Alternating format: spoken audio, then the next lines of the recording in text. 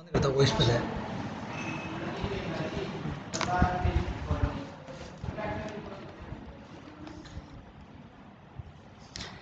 प्यारे विद्यार्थियों, पिछले लेक्चर में हमने पढ़ा था लेसन मेरे संग की औरतें, और उसमें बताया गया था कि किस प्रकार लेखक की माँ के विचार थे और उनकी दादी और परदादी के विचार क्या थे। वो खुलकर अपने विचारों को प्रकट करती थी, और जो लेखिका की दादी थी उनका भगवान पर बहुत ज़्यादा विश्वास था। कि हमने लास्ट में पढ़ा था कि किस प्रकार एक रात को उनके घर में चोर प्रवेश कर जाता है, और जब दादी की आंखें खुलती हैं तो वो चोर से ही पानी मंगवा कर पीती हैं, और साथ के साथ उनसे एक कसम भी लेती हैं कि आज के बाद तू मेरा बेटा है, मैंने आपको बेटा स्वीकार कर लिया है और आज के बाद चोरी नहीं करेगा, और उन्हें खेती करने के लिए भी सलाह दी। यहाँ तक हम पिछले चैप्टर में पढ़ चुके हैं। अब आगे का जो भाग है उसको देखिए।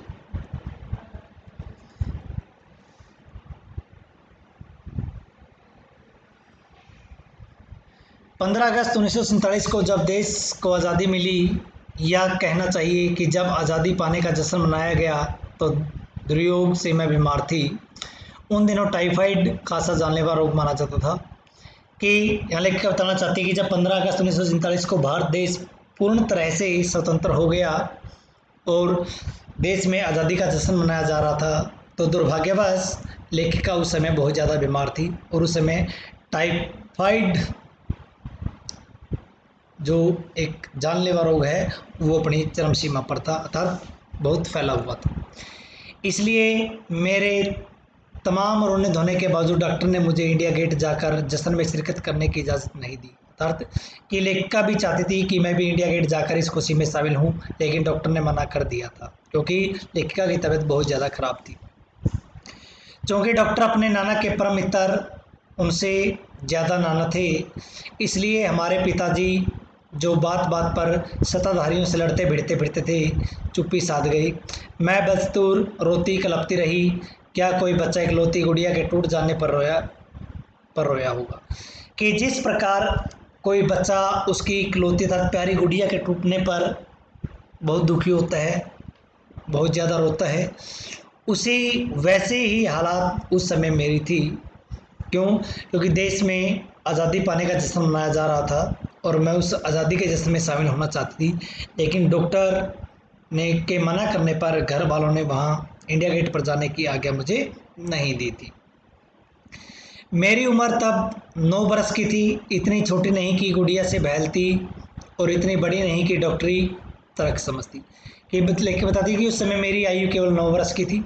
ना तो मैं इतनी छोटी थी कि गुड़िया के मिलने से मैं खुश हो जाती, और ना ही मुझे इतनी समझ थी कि डॉक्टर की सलाह को पूरी तरह से समझ पाती। तंग अगर पिताजी मुझे बर्दाश्त करामजो उपन्यास पकड़ा गए, किताबें पढ़ने का मुझे मिराग था। अर्थात कि पिताजी तंग होकर मुझे एक बर्दाश्त कामजो नामक उपन्यास मुझे देकर चले गए और किताबें पढ़ने का मुझे मिराग था। अर्थात कि किताबें पढ़ना लेखिका को इतना अच्छा नहीं लगता था। अर्थात किताबें पढ़ने से उनका जो मानसिक संतुलन और बिगड़ जाता था। जब कुछ देर बाद मैंने देखा कि पिताजी को छोड़कर घर के बाकी सब प्राणी पलायन कर चुके थे और पिताजी दूसरे कमरे में बैठे अपनी किताब पढ़ रहे थे, तो रोना धोना छोड़कर मैंने भी किताब खोल ली। एक बार शुरू कर लेने पर उसने मुझे इतनी मोहलत नहीं दी कि दोबारा रोना शुरू करूं या कोई और काम पकड़ूं।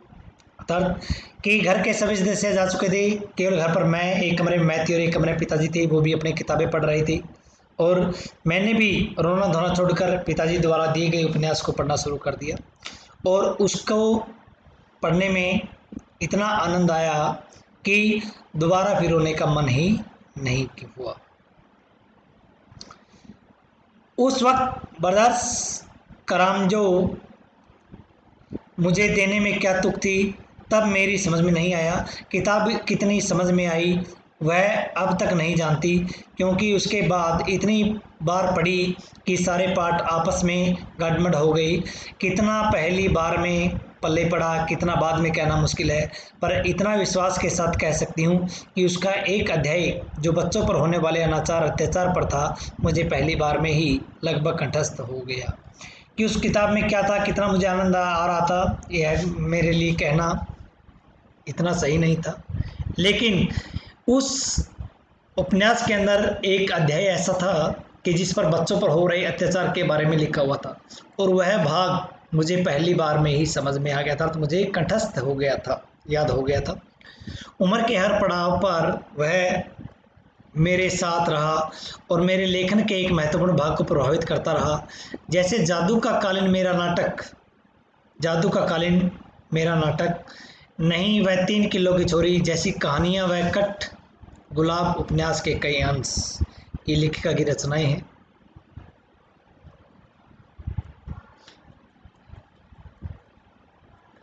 माँ जी की मन्नत का असर रहा होगा कि मैं ही नहीं, मेरी चारों बहनें भी लड़की के होने के नाते किसी हीन भावना का शिकार नहीं हुई। नानी, माँ और परदादी की परंपरा बरकरार रखते हुए लीक पर चलने से भी इनकार किए रही। पहली लड़की जिसके लिए मन्नत मांगी थी वह मैं नहीं, मेरी बड़ी बहन मंजुल भगत थी। अर्थात कि जो लेखिका की दादी ने पहली बार उनके माँ के गर्भवती होने पर मंदिर में जाकर मन्नत मांगी थी कि वह लेखिका नहीं थी, बल्कि उनकी जो सबसे बड़ी बहन थी मंजुल भगत वो थी। घर का नाम था रानी। मंजुल भगत जो उनकी सबसे बड़ी बहन थी, उनका घर का पर सभी लोग रानी कहकर पुकारते थे। बाहर का मंजुल, लेखिका अवतार हुआ मंजुल भगत। क्योंकि लिखना शादी के बाद शुरू किया और अपना नाम बदलकर पति का ग्रहण करने में कोई हीन भावना आड़े नहीं आई, इसलिए पैदाइशी जैन नाम छोड़ भगत बनी।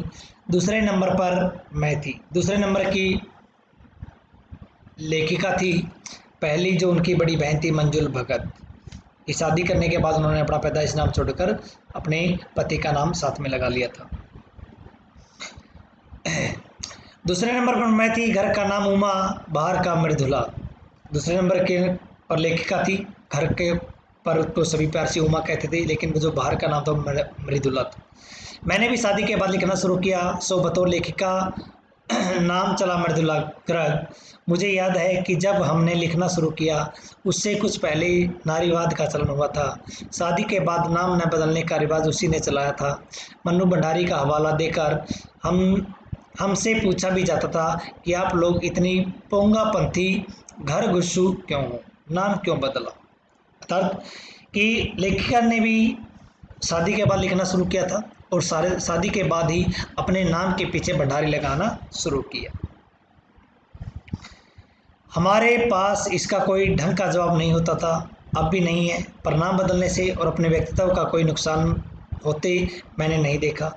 पूछने को तो पिताजी से लोग यह भी पूछते थे कि 5 बेटियों से आपका मन नहीं भरा, जो हर बेटी के 2-2 नाम रख छोड़े हैं।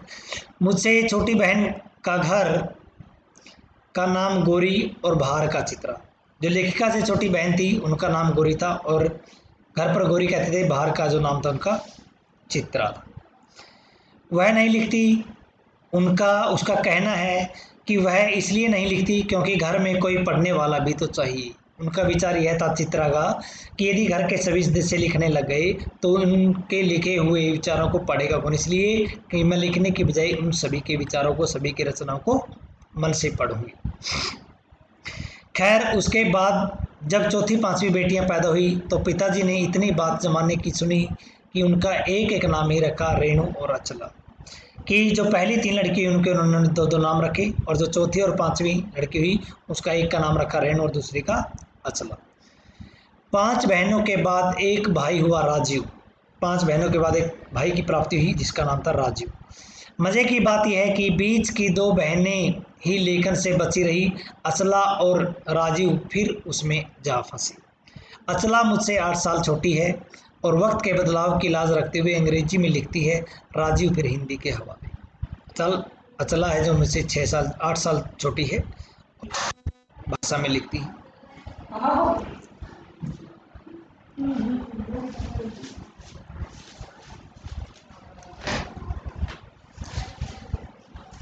हम 4 लिखते हैं और तमाम खानदान हमें पढ़ता है। मेरी ससुराल में मुझे कोई नहीं पढ़ता। इस तथ्य को हजम करने में मुझे काफ़ी वक्त लगा। फिर उसके फ़ायदे भी नज़र आने लगे। कम से कम घर के भीतर तो मुझे हिंदी आलोचना बुद्धि से 2-4 नहीं होना पड़ा। खैर, मैं अपनी नहीं उन देवियों की बात कहना चाहती हूँ जो परदादी की मन्नत के नतीजतन धरती पर आई और लेखक नहीं बनी। जो बनी उन्हें सांस लेने की ज़रूरत कुछ ज़्यादा हो, समझ में आता है। जैसा मेरे पिताजी ने एक बार मंजुल से कहा था कि कोई दम नहीं उड़ता, सांस लेने की ज़रूरत ही ज़्यादा है। पर यहाँ तो हम शेर तो गैर लेखिका बहनें सवा शेर। चौथे नंबर वाली रेणु का आलम यह था कि गर्मी की दोपहरी में स्कूल से वापसी पर जब गाड़ी उसे और उससे छोटी बहन अचला को बस अड्डे से लेने जाती तो रेणु उसमें बैठने से इनकार कर देती। उसका कहना था कि यूं थोड़ा सा रास्ता गाड़ी में बैठकर तय करना सामंतशाही का प्रतीक था, जो शायद था, पर साथ ही पिता के अतिरिक्त लाड का भी, और रसोइये को खाना खिलाकर जल्दी फौरिंग करने की लाचारी का भी। माँ तो सब चीज़ों से उदासीन रहती थी। पिताजी काफ़ी कुटते भूनते जब देखते कि अचला गाड़ी में बैठी चली आ रही है और रेणु पीछे पीछे पसीने में तरबतर खरामा तार धीरे धीरे पैदल आ रही है। बचपन में एक बार चुनौती दिए जाने पर उसने जनरल तिमैया को पत्र लिखकर उनका चित्र मंगवा लिया था, जो एक मोटरसाइकिल सवार जवान आकर उसके हाथ में दे गया था। पड़ोस में उसका रुतबा काफ़ी बढ़ गया था। गाड़ी में बैठने के बाद उसे इम्तिहान देने की बारी आई तो वह अड़ गई। पहले मुझे समझाओ कि बीए करना क्यों ज़रूरी है, तब मैं इम्तिहान दूंगी। अगर मुझे यकीन आ गया कि हाँ कोई फ़ायदा है, वरना नहीं। हमने तरह तरह के तर्क दिए। माँ ने कहा पिताजी से पूछो। अर्थात कि उन्होंने बीए करने से मना कर दिया था, क्योंकि उनका प्रश्न था पहले कि बीए करने का मुझे क्या फ़ायदा होगा।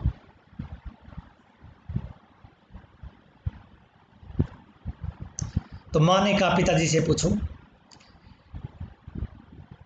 पिताजी ने कहा नौकरी कर पाओगी, शादी कर पाओगी, लोग इज्जत से देखेंगे, वगैरह वगैरह। तो पिताजी ने क्या कहा कि आपकी नौकरी लग जाएगी, अच्छे परिवार में शादी हो जाएगी, और जब आपकी बीए हो जाएगी तो आपको समाज के अंदर बहुत ज़्यादा इज्जत मिलेगी। इस प्रकार के तर्क पिताजी ने उनको दिए। कोई तर्क विश्वसनीय नहीं लगा, न रेणु को न खुद को। आखिर उन्होंने उसी कुतर्क का सहारा लिया जो युगों से माँ बाप के काम आता रहा है। कहा बीए करो क्योंकि मैं कह रहा हूँ करो। पिताजी ने दबाव बनाया कि बीए करनी ही है क्योंकि है मैं कह रहा हूँ। रेणु ने बीए कर तो लिया, पर सिर्फ पिता की खुशी के लिए, यानी पास होने लायक नंबर लाकर। सच बोलने में वह माँ से भी 2 कदम आगे। गनीमत यह है कि आधा समय उसके सच सुनकर लोग सोचते हैं वह मजाक कर रही होगी, इसलिए बिना मेहनत वह लोगों को हंसाए रख लेती है। आज भी उसे कोई इत्तर भेंट करता है तो वह कहती है नहीं चाहिए, मैं तो नहाती हूँ। अर्थात कि ज़्यादा सजावट में उसका विश्वास नहीं है।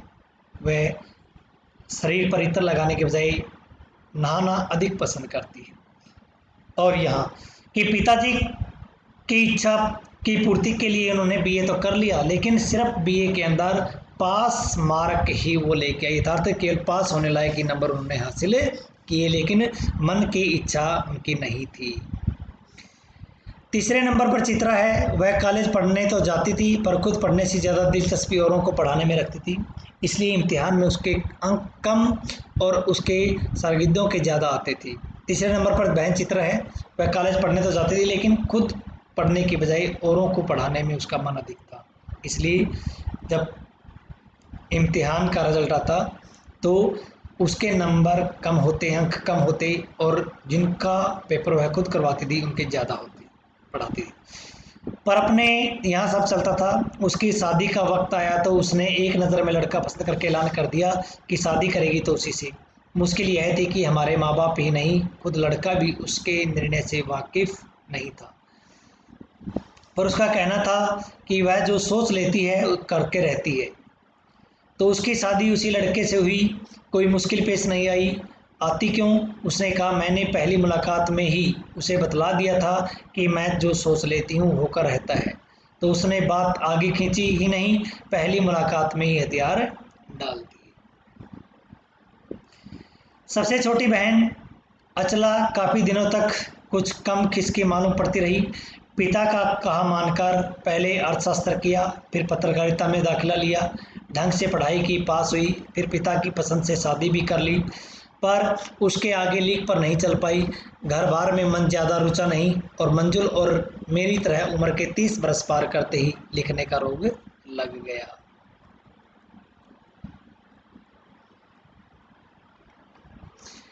एक बात हम में एक सी रही, घर बार को परंपरागत तरीके से हमने भले न चलाया हो, उसे तोड़ा भी नहीं।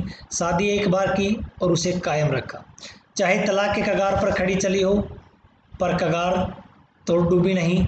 शायद इसलिए कि जैसा मैंने अपने पहले उपन्यास में लिख डाला था कि हम सभी विश्वास करती रही होंगी कि मर्द बदलने से कोई प्रयोजन सिद्ध नहीं होता, घर के भीतर रहते हुए भी अपनी मर्जी से जी लो तो काफ़ी है।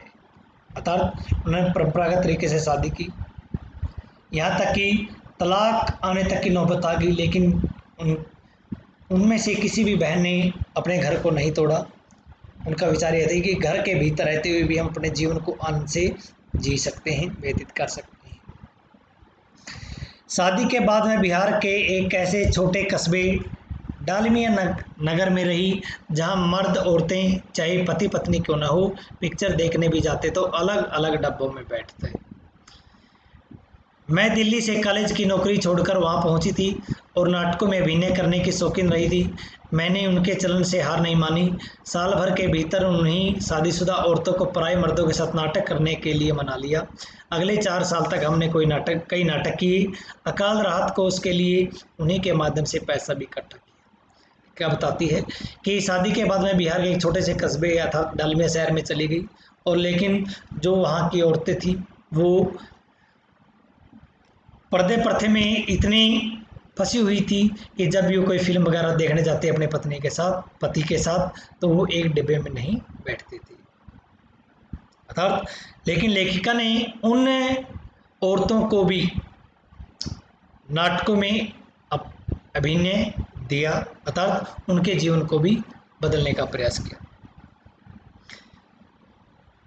वहाँ से निकली तो कर्नाटक के और भी छोटे कस्बे बागलकोट में पहुँच गई।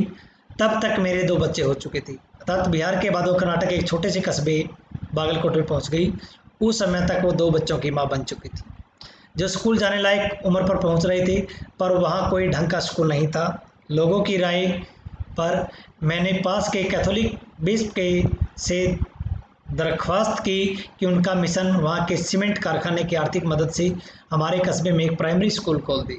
अर्थात कि वहाँ के जो कैथोलिक बिशप थे उनके सामने उन्होंने प्रार्थना की, दरख्वास्त की कि जो वहाँ के एक सीमेंट कारखाने के मालिक थे कि यहाँ इस कस्बे में कम से कम एक प्राइमरी स्कूल खोल दी।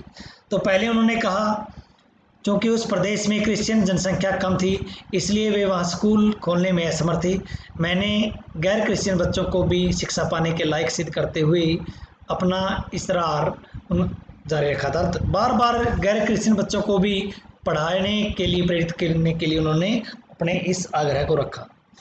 तब उन्होंने कहा कि हम कोशिश कर सकते हैं, बशर्ते आप हमें यकीन दिलाएं कि वह स्कूल अगले 100 वर्षों तक चलता रहेगा। उन्होंने आश्वासन दिया कि हम कोशिश करेंगे, प्रयास करेंगे कि यह स्कूल हो, परंतु आप हमें यह विश्वास दिलाएं कि यह अगले 100 वर्षों तक यह स्कूल चलता रहेगा। मुझे गुस्सा आ गया। मैंने कहा कि स्कूल की छोड़िए, किसी के भी बारे में यकीन नहीं दिलाया जा सकता कि वह अगले 100 बरस तक चलेगा। उन्होंने कहा कि आप स्कूल की बात कर रहे हैं कि लेकिन आगे भविष्य में 100 वर्ष तक कोई रहेगा, यह स्कूल चल पाएगा नहीं चाहेगा, इसके बारे में तो कुछ नहीं कहा जा सकता। वे भी गुस्सा खा गए, बोले खुदा का लाख शुक्र है बच्चों के नए पढ़ पाने की समस्या आपकी है, मेरी नहीं। उन्होंने क्या कहा कि ये तो परमात्मा शुक्र है कि आपके बच्चे, पढ़ाई की जो समस्या आपके बच्चों की है ये मेरी नहीं है। और बात कड़वी थी पर 100% सच। सच के आगे सिर झुकाने की हमारी बचपन की आदत थी। सो मैंने तय किया कि मैं खुद अंग्रेजी, हिंदी, कन्नड़ से 3 भाषाएं पढ़ाने वाला प्राइमरी स्कूल वहाँ खोलूँगी और कर्नाटक सरकार से उससे मान्यता भी दिलवाऊंगी। तो लेखिका ने उस दिन ठान लिया था कि जब विश्व के कहने पर उन्होंने विश्व में स्कूल खोलने से मना कर दिया, तो उन्होंने उसी दिन से ठान लिया था कि मैं अपने प्रयास से, अपने बलबूते पर यहाँ एक प्राइमरी स्कूल अवश्य खोलूँगी और कर्नाटक सरकार से उसको मान्यता भी दिलाऊंगी और उस स्कूल के अंदर अंग्रेजी, हिंदी और कन्नड़ तीनों भाषाओं की शिक्षा दी जाएगी। वहाँ के अनेक मेहनती और खिसके लोगों की मदद से यह व्रत पूरा हुआ।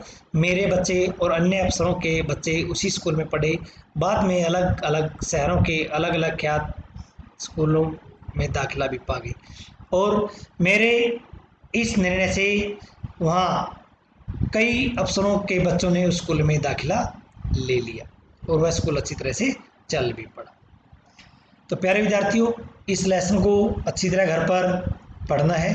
जो कुछ ना समझ में आप पूछ सकते हैं और जो इसका बचा हुआ भाग है वो हम अगले लेक्चर में पूरा करेंगे।